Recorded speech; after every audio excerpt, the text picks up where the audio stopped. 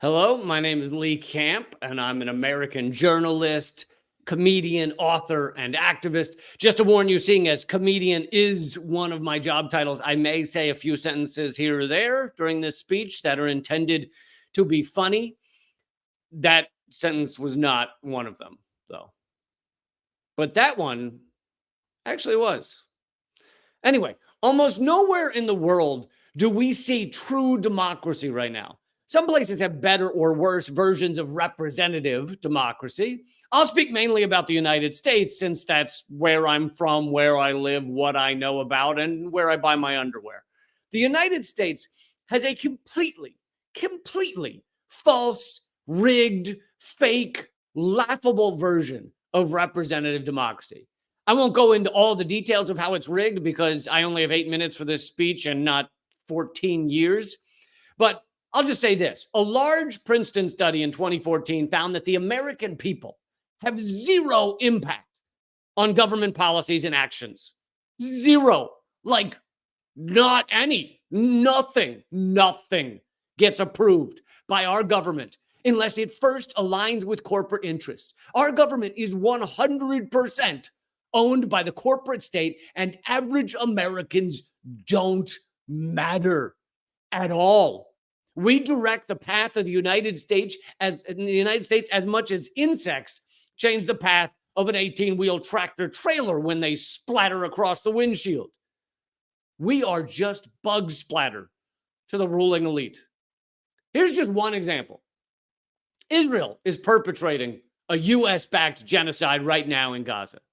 But around 63% of Americans want it to end immediately. Meanwhile, all but a handful of congresspeople of either party are not trying to stop it.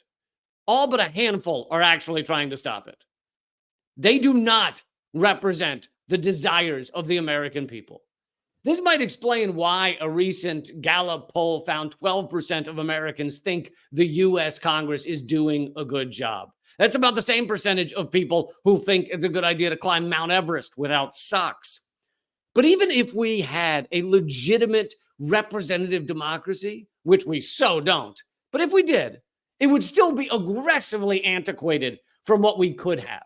With the advent of AI and ridiculously fast processing speeds, we could easily have a new and improved form of democracy in which citizens vote on nearly every decision made by the government from the comfort of our smartphones.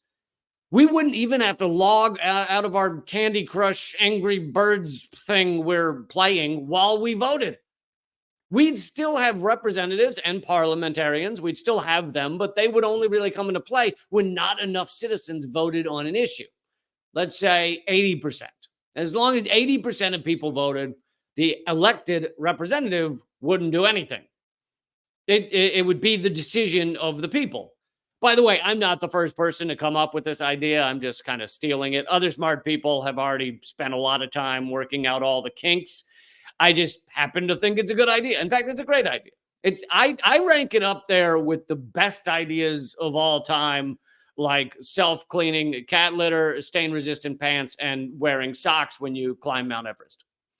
We have the ability right now for every person in a country to vote on most issues that impact them from the comfort of their own home. Some people argue you couldn't make such a system safe, but first of all, people now use credit cards and online banking endlessly, and we managed to make that safe. We're able to make that safe, even though there are hundreds of millions of transactions happening every day or every hour. Secondly, it would be easy to make smartphone democracy more safe than what we currently have in the United States. Most of us in the US vote on completely unaccountable computer voting machines with hidden code that no one's ever allowed to see. We never can tell whether what we push on that black box actually happens. We just push a button and we assume it means something, and then we leave. We just go, okay, and we walk away. If we had open source blockchain smartphone voting, we could easily check whether the system is working right and whether it's been hacked or rigged. And we wouldn't have to rely on some rich doofus to go to Washington, D.C. and do the opposite of what everyone elected him or her to do.